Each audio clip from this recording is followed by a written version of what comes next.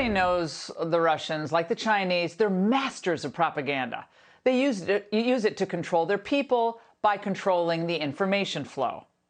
Yet sadly, in the United States, our current leadership releases its own share of propaganda on a regular basis.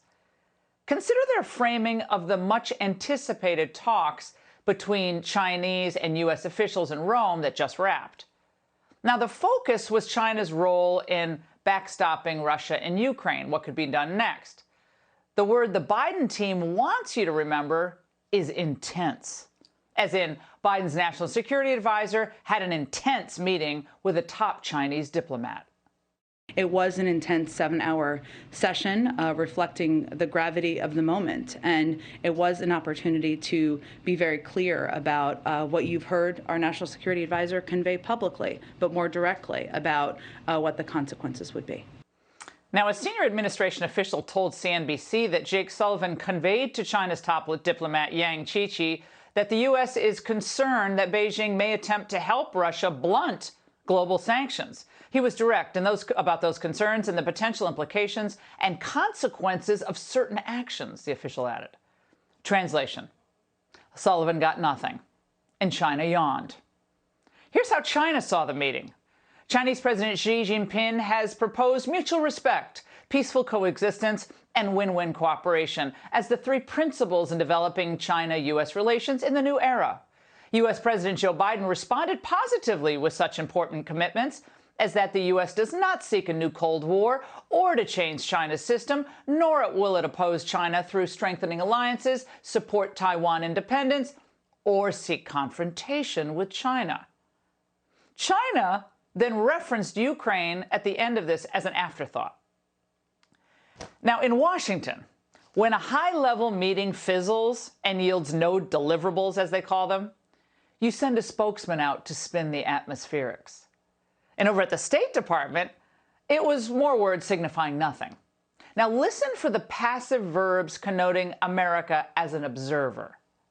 We are watching very closely the extent to which the PRC, or any other country for that matter, provides any form of support.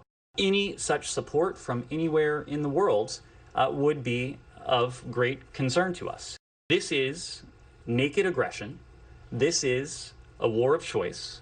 This is a country, one individual at the top of that country, violating in a brazen manner what have been the cardinal rules of the international order for the past 70 years. Okay, first, Russia doesn't care about our watching what's happening. They care about what we're doing. And right now, we're doing nothing but making China richer by the day.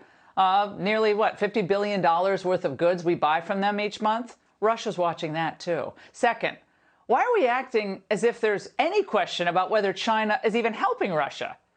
Even if they're not selling weapons directly to Russia, China is giving them crucial help by buying their agricultural products and, of course, their oil.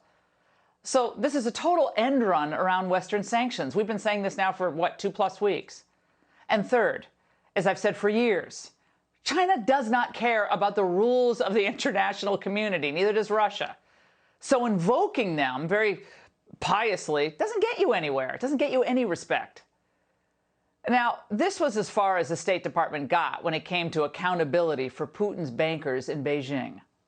We have been very clear, both privately with Beijing, publicly with Beijing, that there would be consequences. We will not allow any country to compensate Russia. There is a lot for them to explain.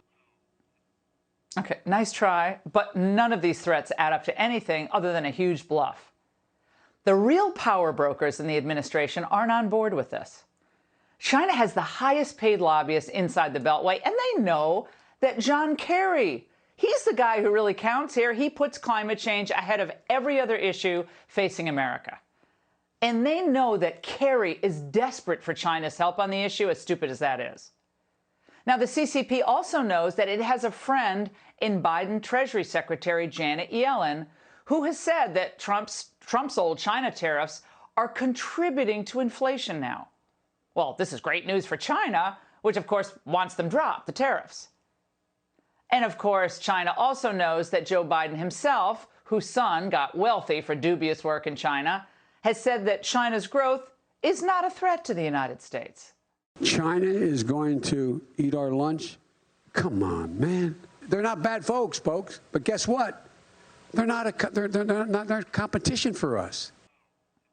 Now, what are the actual chances that the feeble-minded Biden is going to stand up to John Kerry, Janet Yellen, the myriad of business and financial interests doing China's bidding? Now, what about the odds he'll take on the media establishment that loves and protects China 24/7? The answer? Zero. No chance. And understanding how Xi views the United States at this point is also critical in any interaction or crisis dealing with China. Now, right now, Xi sees us as a power in decline. He sees us as weak and self-loathing, a country that is culturally depraved and politically divided. But he sees his communist system as superior in every way. He's a nationalist, and he's aiming for nothing short of global domination. And to get there, his priorities range from the substantive, the Belt and Road Initiative type stuff, to the frivolous, like his banning effeminate male characters on TV. Remember that? Oh, and by the way, when he did that thing with the effeminate male characters, he knew that the American film industry would never protest or complain that that was discriminatory or anti-LGBTQ. They wouldn't complain one bit. Heck, when was the last time you saw a Chinese villain on the big screen? And Xi knows, by the way, that key GOP establishment figures, they don't lose sleep about China's monopolization of key industries. Of course not. The only thing that motivates them is money. And a lot of money buys China a lot of political cover in Congress. Xi knows all of this because he's watched it unfold over the past 25 years. Which brings us back to the current nightmare in Ukraine. Now, Biden could demand that John Kerry go out and say that the administration is putting its climate change goals on hold, at least as long as China remains a destabilizing force on the world. He could also say that as long as the CCP is trying to, by proxy, overthrow Zelensky in Ukraine, we're not going to abandon our oil and gas industries. But, of course, the Biden people would never do something so sensible. And as a result, we might as well just have an adult beverage because we have zero leverage. Countries formerly helpful to the U.S. are looking eastward.